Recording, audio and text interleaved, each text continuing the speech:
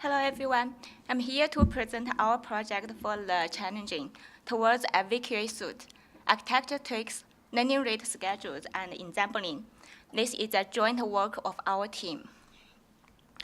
So previous top speakers have already introduced the VQA and even the VQA structure. I just briefly repeat it here. Like for most of VQA, given question and image, and the first step is to encode the questions and extract the image features, and then combine these two parts through model fusion. After that, these are passed to a classifier to predict the final results. So this structure can be observed from the baseline model when VQA dataset was published. They use the LSTM for the question encoding, and use a CNN to extract images, and then do an element-wise product to combine these two parts and finally go to a classifier. Similarly, for the 2016 VQA winner, multi-model compact bilinear pooling. So they have the same structure, but instead of use element-wise product, they use methods based on tensor decomposition. Same thing for 2017 VQ winner, but one of very important feature for the model is they use a faster RCN to extract the image features. So in this way, the image feature was extracted at the object level instead of grid level. Another method is already talked by previous speaker, is MFB. So I want to highlight here is the attention they used added to the question. Instead of using LSTM, they also add attention for each word and then do a weighted sum to get a final representation of question. Consider all of these models have very similar structure. We are curious, is there an easy way we can modulate them and manipulate inside the module so we can extract the best part from each of them and create a better one?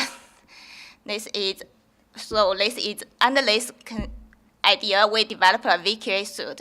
With the VQA suite, we have been able to extract most of the modules from the bottom-up, top-down attention model with some minor change, like changing a nonlinear part from a gated town to a ReLU plus weight normalization, and also get a question encoding part from MFB.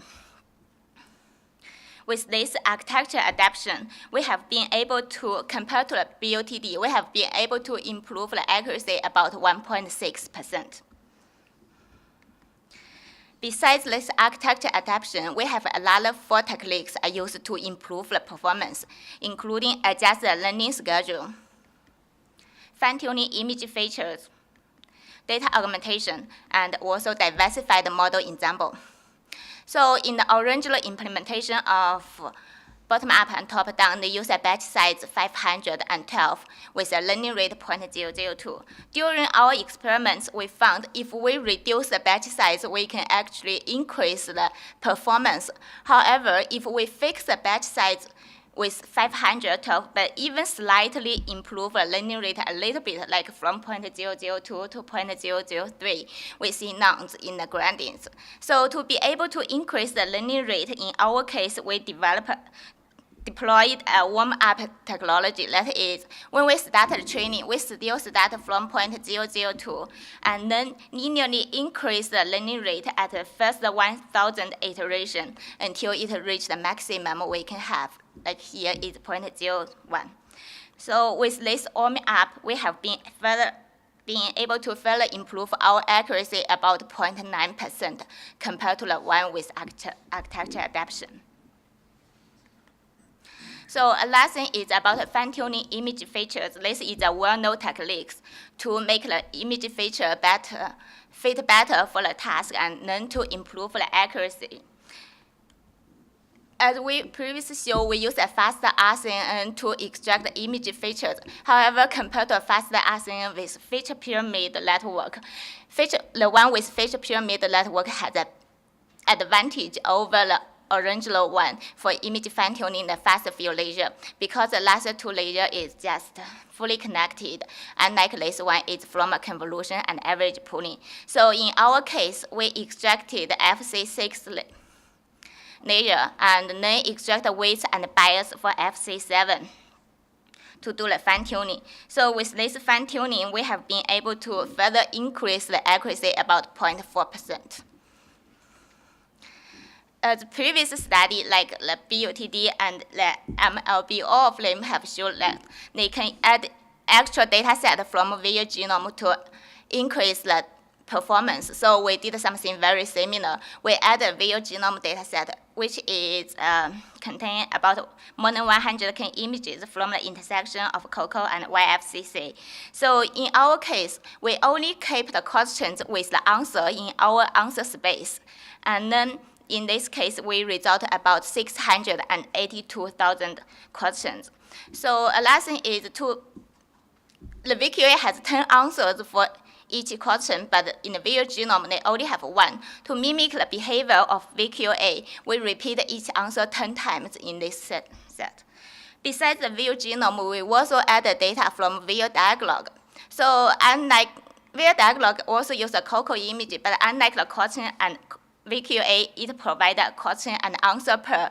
The visual Dialog has 10 turns of Dialog over one image. In this case, we change the 10 turns of Dialog to 10 questions.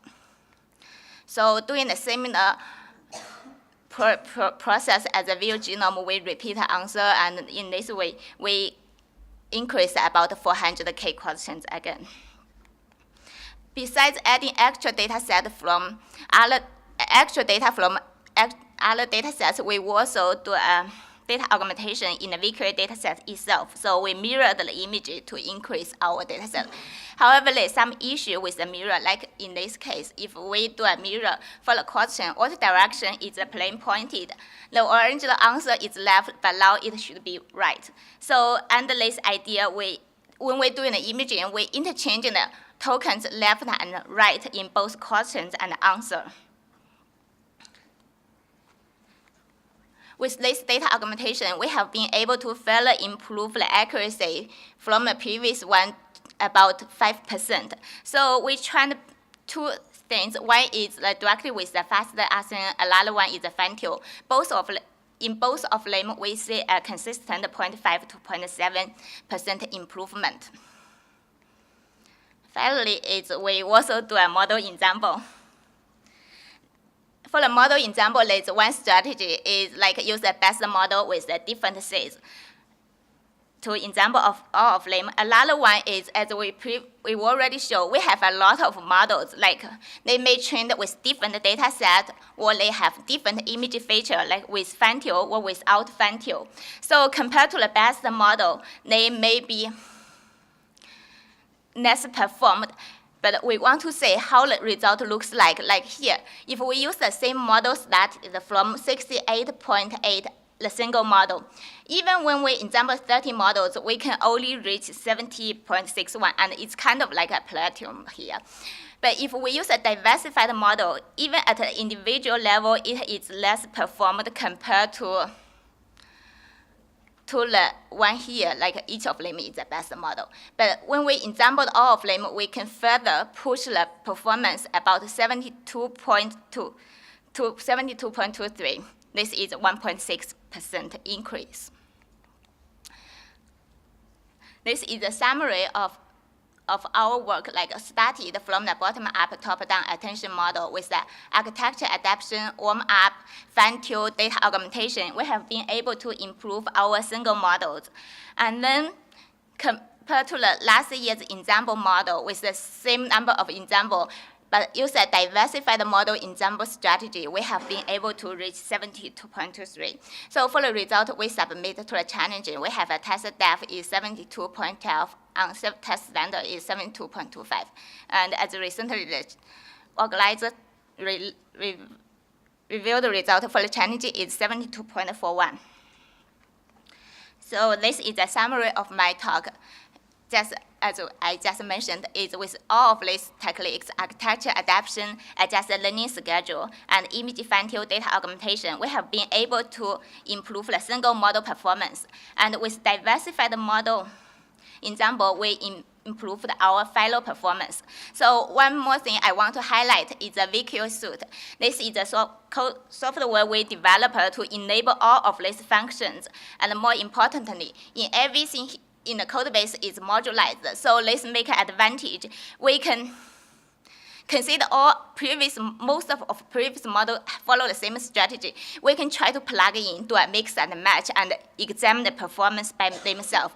More importantly, we will open source our code base very soon. So in this way, the researcher interested in VQA can more focus on each of the module change, and by the same time enjoy all the benefits we bring here with our technique. Finally, I would like to thank to all my collaborators, Vivek, Shinley, Mark, Struve, and David. Without any of them, we won't be able to win this challenge. And thanks them helped me prepare this slide and practice again and again. And thanks Peter, Abhishek, Steven, Jason, and Jiang for the discussion and advice given to us during this project. And thanks Disraj when we have problem with the evaluate AI. So finally, we also have a poster here today. So welcome to our poster, and welcome to use our code base when we release it.